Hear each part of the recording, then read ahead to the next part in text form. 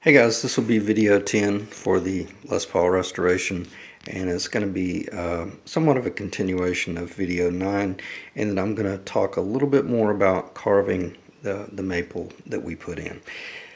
Uh, Basically what I've done at this point, I've got it in a different jig, and this is or a table mount. This is my router table that I built, and anytime I build a table, I always have like a lip so that I can come in here with a clamp and clamp things down. But the way I did this, I forgot to mention, how do you hold a guitar in place without it moving on you, but also not creating any damage. I'm not going to take this apart, even though it's pretty easy to do with just a one-person operation. But that paper that you typically see me sliding around on the table, I put the paper on the table, and then that way the body can kind of rest on that. Let's say this was a flawless brand new guitar, completely different scenario. I would be working off some sort of I don't know, I'd probably have it wrapped in cloth somehow or another to keep from doing any damage. Am I doing damage to this guitar? Absolutely not. I'm being very cautious about protecting the finish, even though it's really, really banged up. But you protect it with this paper. Now, also, what I do is I'll put a block, I cut a special block that fits in one of the pickup cavities, and then I can do the cross beam bracing. I like using the quick grips because they're easy to control. It'll still move a little bit, but it won't run away with me. I got my vac system set up right there, which is pretty much ineffective. It works a little bit, but what I'm about to show you how I do some of this shaping, I'm going to run it, and it'll probably get a little bit noisy. And I actually built a little stand to hold the phone.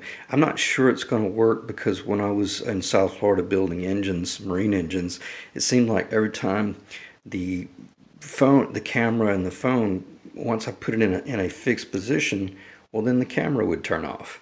And I thought maybe the phone has some sort of sensor in it that it has to be handheld and moving around in order to continue recording. So this may end up being a short video that I have to that might cut itself off, and then I have to continue.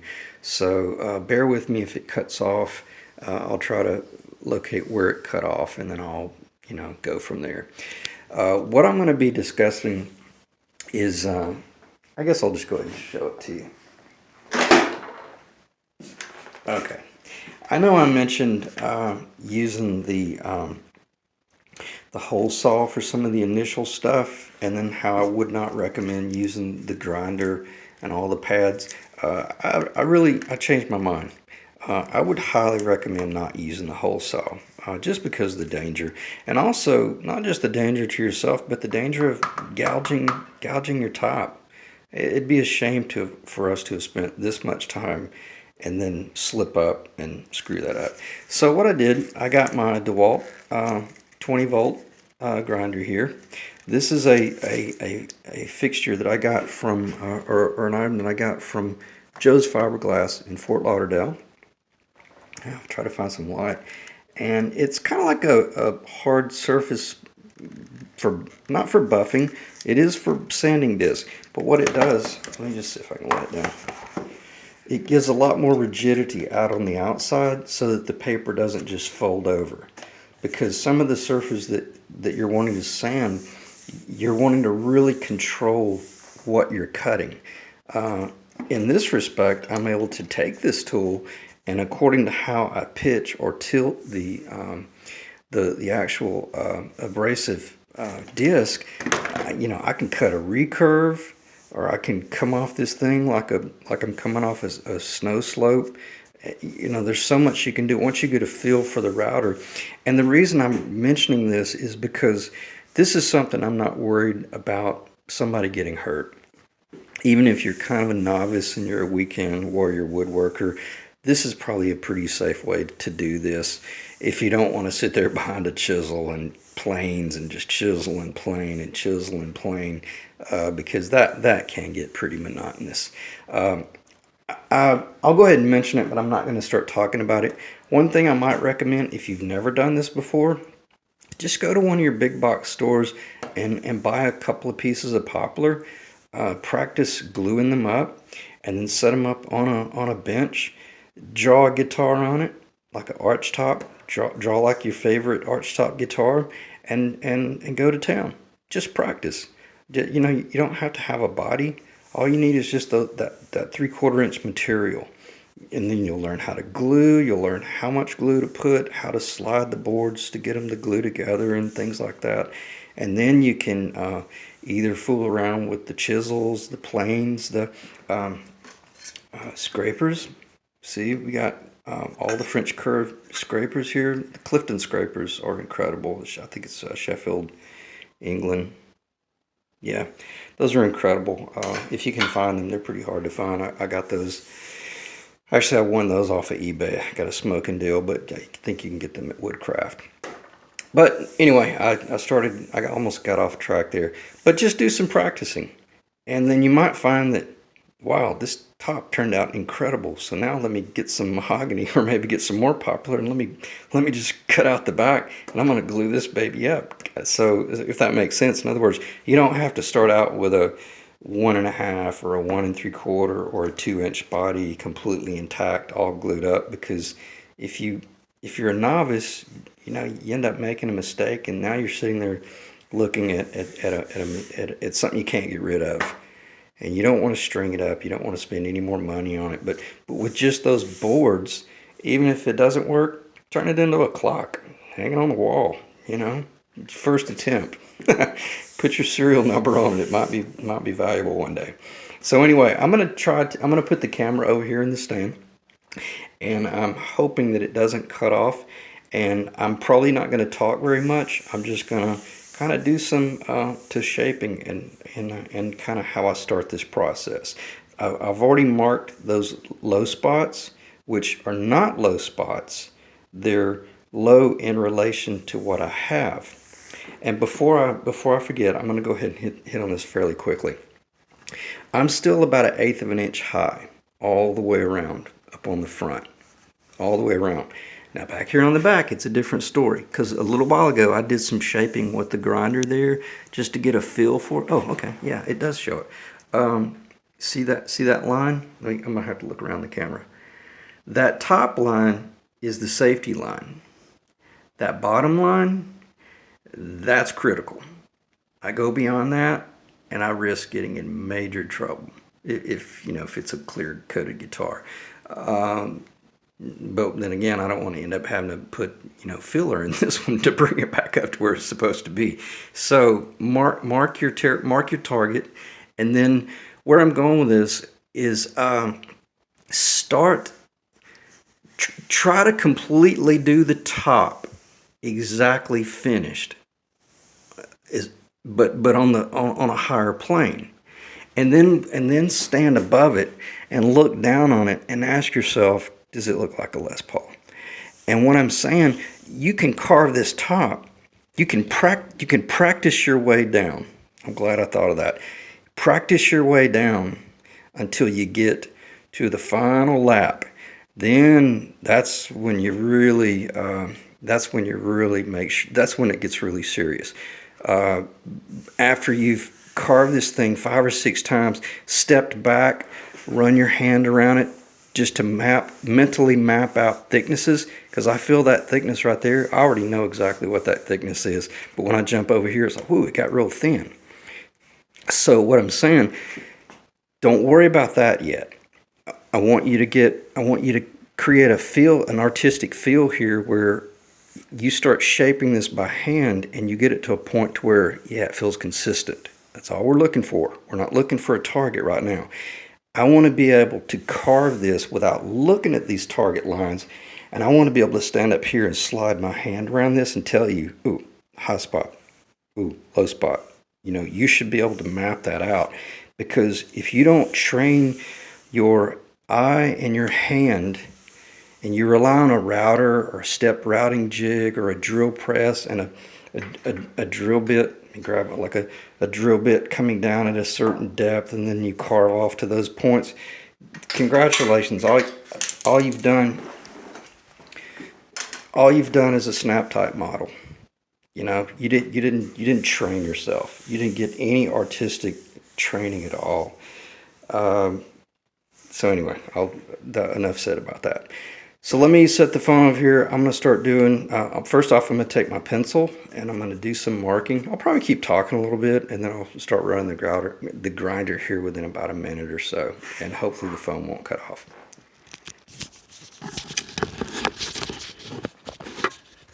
Okay, I think it's still, let me see if I can adjust this. Yeah, that should be good right there. Okay, what I would start out with, I've already studied the subject. You know, I've got a feel for what it should feel like. So I'm going to come in here, not with a mechanical pencil, with kind of a fat pencil, and I'm going to do just some tiger striping. This striping is going to disappear almost immediately. But what's going to happen, this is going to allow me to not rely on certain thicknesses. You can do anything you want. There's no sense in going crazy, but that's enough. But do it however you want. Just remember those X's. Do a different design. I know that's a low point in relation to this top, not the guitar. That's a low point in relation to this Carve, not the guitar. That's a low point borderline to the guitar. So I know this over here, I already know this is serious. Stay the heck away from that, or you know, within reason. So let's see if this works. The camera is at 11:47, so it's still recording. It should be fine. Yeah, I got to talk about this a little bit. If you've never used a grinder, let me see if it's in the phone. Yeah. You typically want to work on this side of the grinder, and you kind of want to do pulling. I'm watching the camera here, and you can kind of pull across. I can stand the grinder up. I can do all sorts of things. I don't ever want to lay the grinder down, because guess what happens? This metal in here will start tearing the devil out of things. You're always working off the side, so I can create the recurve if I want to recurve according to how much I tilt my grinder, and just, you know, things like this right here. Or then I can come up, let me see if it's still in the camera. Or I can come up here and I can just come down. But when I come off the bottom here, I think I'm still in the camera. Don't let the grinder, don't let the sander tilt down. You'll start rounding off the edge. Kind of keep a habit of, once you get out to this point, make sure you're kind of, and you're just kind of letting the weight of this feather out. You're not pushing down. Well, I take that back. Every now and then I'm pushing down, but I don't want you to push down. I want you to get a feel for the grinder doing the grinding, and let the tool do the work. So let's knock it out a little bit here, and I won't grind for very long. It'll probably be, take your earbuds out if you got earbuds in, or at least lower the volume.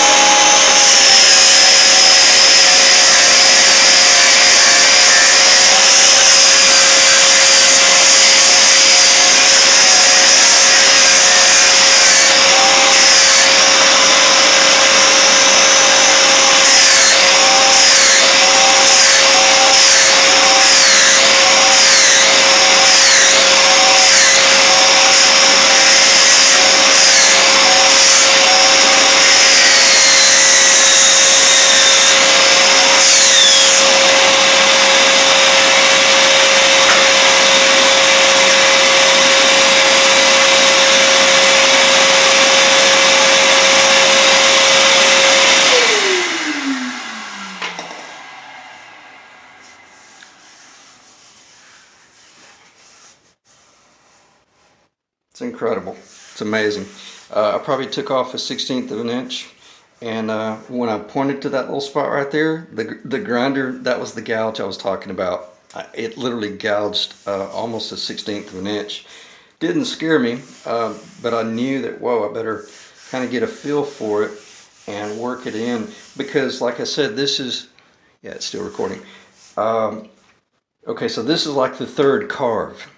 And what's so cool, I'm stepping back here, I only encroached on my first safety line, not the critical line. I'm nowhere near the critical line. I've only encroached on the first safety line in the slide. I could actually take a little bit more right there, and I could see it. It's kind of high and fat right here, but I didn't want to sit here for 15 minutes and grind away, even though I think if I'm viewing this, I could sit there for 45 minutes and watch something like this. I mean, I watched the Robert Benedetto videos so long where it just, I was having dreams about him at night.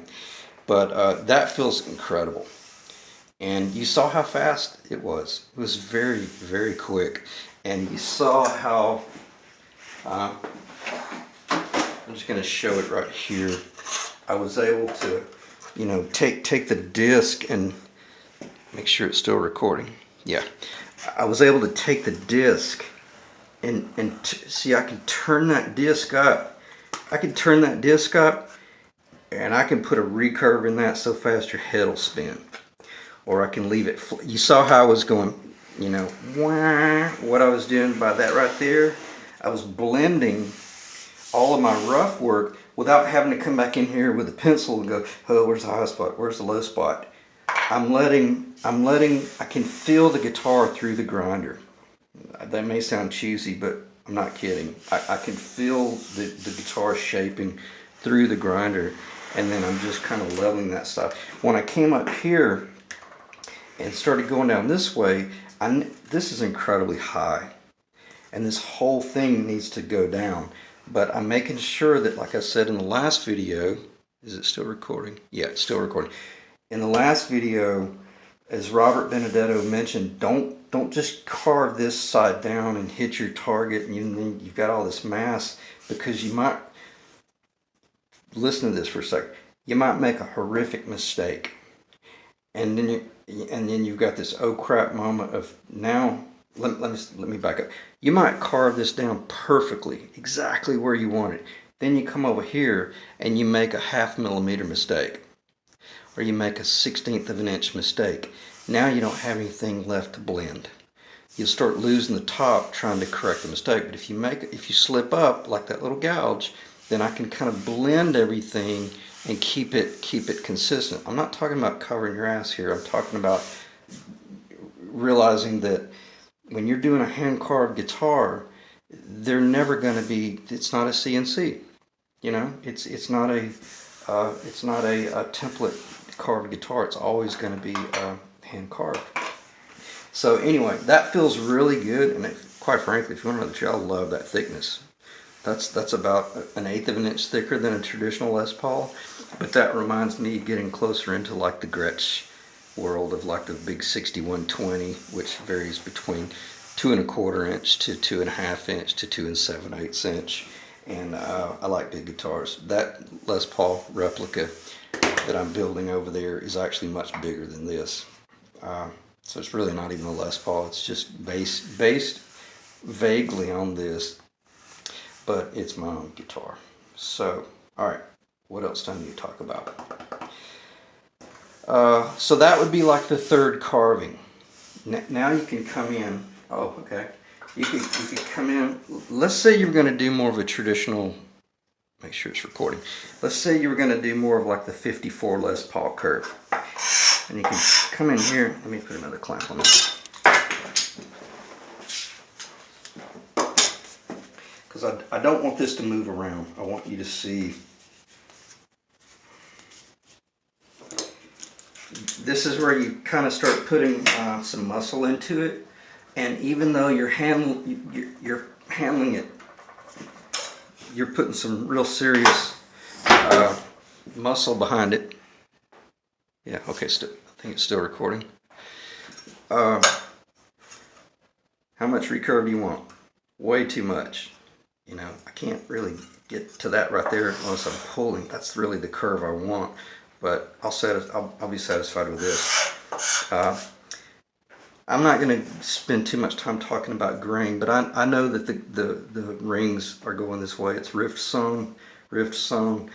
These are perfectly quarter right here. So when I'm scraping this board, I'm being very cautious about the tear out, because scrapers, put it this way, you start trying to scrape pine, you're going to tear it apart. That's a lot of the reasons why I think they might have liked working with the violins. It's a very hard wood. Now keep in mind, this is what I'm doing. What am I doing right here? I'm kind of practicing. You want to know the truth? I haven't carved an arch top in a while, hand carved. So I got an 1/8 inch worth of material here I'm going to play with. And I'm just going to enjoy, and I'm going to get a feel for, you know, see, a little bit of tear out right there. Maybe change directions. Don't, if you experience tear out, stop, change positions, and it'll change as you're working, as you work down, because now you're getting into the end grain because you're on that slope. But I think I might have digressed there. But I want to do some practicing here. So I'm going to take advantage of a client's guitar that I've got an 1/8 inch worth of material here. I can do whatever I want. If I want to do a heavy recurve, I can really, I'm not going to, but you see how I'm working that? I'm staying in that area, and you're thinking, wait a minute, you're losing all of your pretty contour you had going on there, all that mental memory. But I'm about to show you what you do next. And when you kind of get to this point right here, look at your target line, and you realize, wow, I'm way high right here. Now you can start taking that line off a little bit. Got a little bit of tear out, so I'm going to come back this way and clean it up so I don't destroy it. Now I'm working down. I'm to my first, make sure it's still recording. Yeah. I'm to my first line right now. And right here, now what's cool about this is you begin to see the belly kind of pronounce itself. We're still extremely high, but we're getting pretty close to our target out here. And I can do that because I know I'm not going to be coming in here with a chisel, and I'm not going to be doing any chiseling or any gouge work. The rest of this body I'm going to carve with sandpaper, with rounds, with blocks. Make sure it's still recording. Yeah, with, you know, anything I can get my hands on that creates some sort of curvature. So I think I'm going to stop at that point. Let me take it a little bit further right here. See how high? Look how high I'm still. Well, I'm probably within a 1/16 of an inch right there. Still a little bit high right there. But as I mentioned earlier, oh, you just lost your contour. You do have to know how to. See if I can explain this. Sacrifice what you have going on so that you can get to where you're going. Because right now I can come in with things like this. I can start rolling like this. And what am I doing? I'm blending. I've got an 1/8 inch here. I got about a 1/16 right there. I got a lot right there. I'm not going to worry too much about this right now. But if I wanted to, I could. But what I want to do right here, I want to blend this back so that I don't just carve all the way to my target. I'm all excited, and then I come up here and I make a mistake, and I start carving off that corner, and I have an oh crap moment where, oh god, this guitar is not going to get a binding, and I just rounded off the corner. I think we're at 26 minutes right now. So you see how just simple hand tools. And again, I got another 1/8 of an inch to go. From here in, I've got another 1/8 of an inch I could drop. But I don't want to do that because, why? I'm learning. I'm practicing. My late uncle was an incredible aerobatic pilot. And built his own airplane. Extremely well respected in town. Great guy. And he's somebody was asking him about safety, and he was talking about the importance of going up and just practicing turns. And I thought, how cool, this man can, you know, he could land an airplane on the top of a ski boat, but you know, he'd still go out and practice his turns. He knew the importance of, you know, the simple things.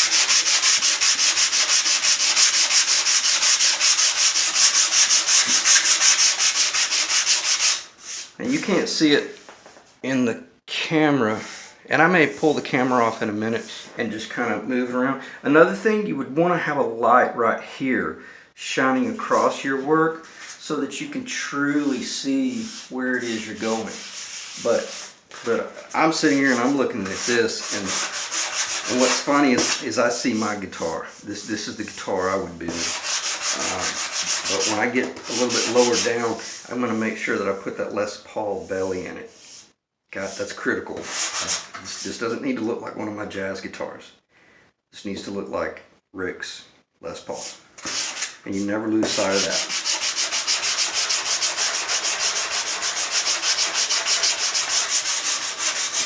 Okay, so I kind of showed you how I would use a round. That's from my orbital sander. If you're so fortunate, these are real heavy. Oh, these are incredible. Even so, the orbital sander, you can use them for handwork. This is probably a really awesome.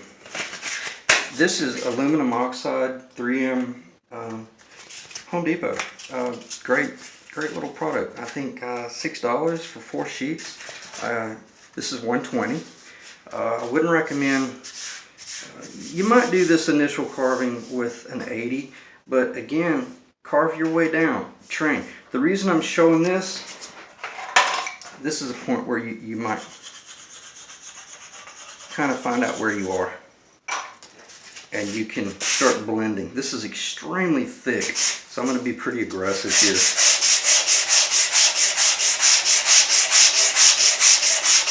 See that high point, that low point? And what you do, don't keep sanding. Hit it once or twice and stop, and then you'll know exactly where your low spot is. You see the low spot's coming out now back here. So now you can start blending all this. Be careful, don't let your sandpaper hang off, because what'll happen is it'll start scratching the remnant. Let me make sure it's still recording. Yeah, we're at 29 minutes. Does that make sense? Stuart McDonald, 12-inch radius for, you know, sanding fretboards. Incredible flat surface for doing this type of stuff here. It's because it's got a eased edge here that allows you to, in other words, it's not a sharp edge that might do too hard of a cut. So since it's got the radiused edge, and you can make this out of your own piece of maple, you can really, again, what I meant was keep that sandpaper to the tool. That way you know it's not over here running wild. And how can I, okay. See what I did earlier? I wasn't paying attention.